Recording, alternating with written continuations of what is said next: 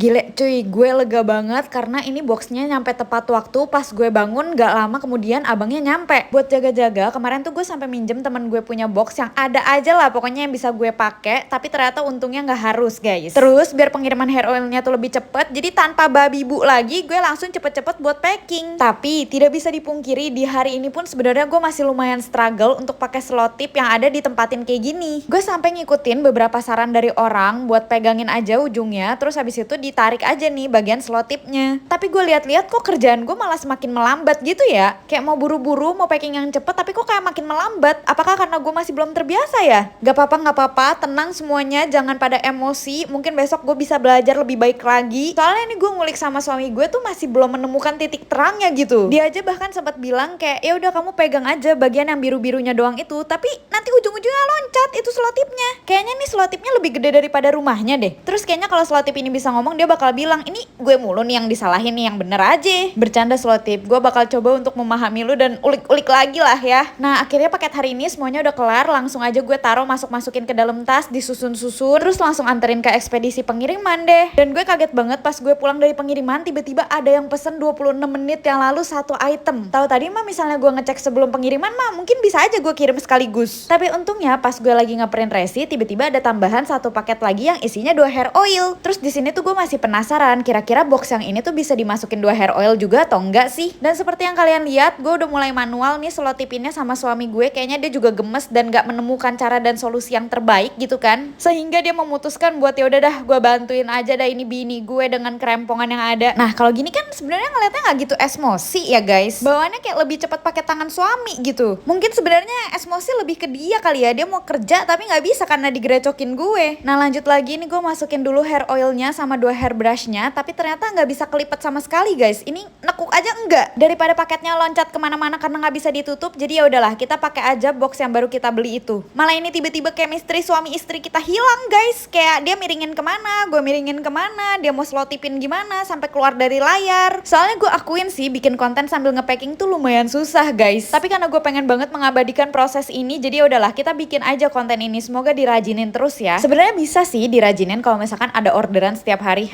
Kode guys. Cuman ya kita lihat dulu lah nanti respon pasarnya kayak gimana. Nah lanjut, ini ternyata pas gue packing buat 2 hair oil memang muatnya tuh di box yang ini. Dan kalau gue hitung-hitung kayaknya box yang ini tuh bisa muat sampai 4 hair oil. Jadi kemungkinan struggle gue selanjutnya itu kalau misalkan tiba-tiba ada yang pesen 6 hair oil sekaligus. Tapi kayaknya kalau sekarang ini belum sih. Akhirnya 2 paket ini kelar dan gue memutuskan buat langsung anterin ke ekspedisi. Dan buat kalian yang mau pesen 4 hair oil sekaligus boleh banget ya guys, langsung aja di order, jangan 6 dulu oke?